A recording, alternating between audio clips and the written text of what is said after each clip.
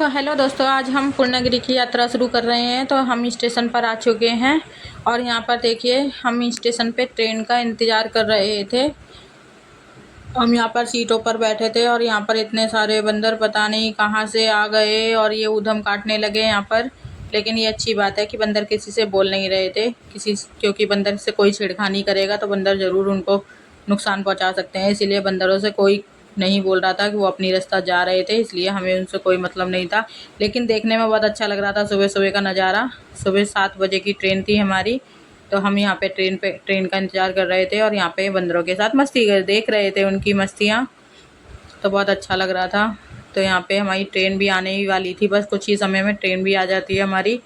तब तक हम यहाँ पे एंजॉय करने लगे बंदरों के साथ में। बंदरों को देखकर बच्चे बहुत खुश हो रहे थे। तो ये देखिए हमारी ट्रेन आने वाली है और बंदर भी अपनी रास्ता जा चुके हैं। तो अब हम ट्रेन का इंतज़ार करते करते बोर हो रहे थे, लेकिन ट्रेन अभी आई नहीं थी। तो आने ही वाली है बस ट्रेन और आ जाती है ट्रेन। तो हम ट्रेन की वीडियो नहीं शूट कर पाए। हम ट्रेन के अंदर बैठ चुके हैं और हमें सीट भी मिल चुकी है। तो यहाँ पर हम बहुत मस्ती कर रहे थे और क्या ही बताऊँ आपको कि हाँ, पहली बार मेरे बच्चे ट्रेन का सफ़र कर रहे थे। कभी इधर कभी उधर, बस ट्रेन में इधर से उधर करने में लगे हुए थे। और शांत बिठाया तो गुस्सा होके बैठ गए कि हम मम्मा बोलेंगे ही नहीं, आप हमको पहली बार ट्रेन में लेकर आए हो तो आपको मस्ती नहीं करने दे रहे हो।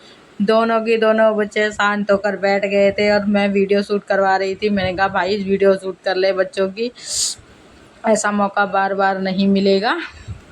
तो यहाँ पर हम लोग वीडियो बना रहे थे और यहाँ पे आने ही वाला था, बस कुछ 5 घंटे की रास्ते पे हम आ चुके थे टनकपुर। बहुत जल्दी सफ़र ख़त्म हो गया हमारा ट्रेन का और हम यहाँ उतर चुके थे टनकपुर उतरने के बाद हमने यहाँ पे खाना पीना खाया, स्टेशन पर ही बैठ गए थे हम। तो खाना पीना खाकर अब हम चल दिए हैं, यहाँ से निकलेंगे अब हम यहाँ से टैक्सी के लिए। तो हमने यहाँ पे टैक्सी कर ली है, अपनी पर्सनल टैक्सी करी थी जो हमें भैरव चट्टी तक पहुँचाएगी। उसके बाद हम यहाँ पे भैरव चट्टी पर आ गए थे और वहाँ पर हमने धर्मशाला ली थी। धर्मशाला लेने के बाद हम यहाँ पर नहा धोकर फ्रेश होकर बैठ चुके हैं। यहाँ पर एक एक करके नहाने में बहुत समय लग गया। हम यहाँ पर 2 बजे करीब आए थे और हमें यहाँ पर 5 बज चुके हैं। 3 घंटे हमने आराम किया यहाँ पर और उसके बाद हम नहाने धोने में लग गए। नहाने धोने के बाद हम तैयार होकर खाना पीना खा पी कर फिर हम निकले हैं अपनी यात्रा शुरू करने के लिए, क्योंकि 3 साढ़े 3 किलोमीटर माता रानी की यात्रा थी। तो सीढ़ियों वाली चढ़ाई जो हम अब चलना स्टार्ट करेंगे। तो यहाँ पर थोड़ी ही दूर चलने के बाद बच्चे कहने लगे कि मामा हमारे पैर दुख रहे हैं, अब हमसे नहीं चला जा रहा है। तो फिर मामा ने दोनों ने एक एक करके दोनों को कंधों पर बिठा लिया। अब बेचारा मामा भी थक रहा था। मामा कह रहा था बेटा मुझे तुम ले लो। मामा क्या करें, बच्चे तो नहीं ले सकते मामा को गोदी, इसलिए मामा बच्चों को लेके चल रहे थे। थोड़ी थोड़ी दूरी पर मामा ने बच्चों को कंधों पर बिठाया, नहीं मामा से चला गया, फिर मामा ने उतारा, फिर बच्चों को पैदल चलाया।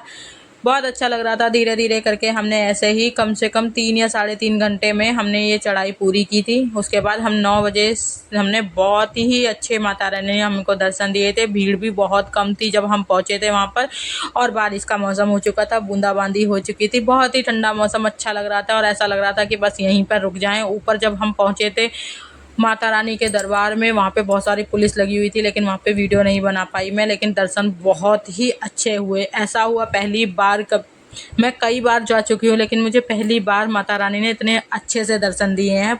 आप लोगों को पता ही होगा कि माता रानी, पूर्णागिरि माता रानी की यहाँ शक्तिपीठों में से ये एक महाशक्तिपीठ है।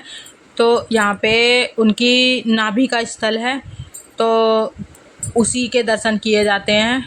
51 शक्तिपीठ में से ये एक शक्तिपीठ यहाँ पे बना हुआ है और बाकी सब अलग अलग दिशाओं में बने हुए हैं।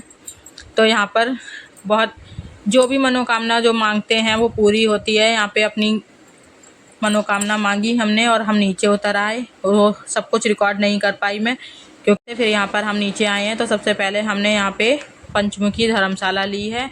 वहाँ पे हमने रूम लिया। रूम लेने के बाद वहाँ पे हमने कपड़े वगैरह, बैग वगैरह सब अपने वहाँ रखे और अपने नहाने के कपड़े लेकर चल दिए हैं शारदा नदी। तो पंचमुखी से बगल में ही बिल्कुल गली है, गली से नीचे सीढ़ियाँ हैं, सीढ़ियों से नीचे सबसे पहले शारदा नदी, यहाँ से सबसे पास में शारदा नदी यहीं से पड़ती है। तो हम ज़्यादातर जब भी आते हैं तो पंचमुखी धर्मशाला में ही रुकते हैं।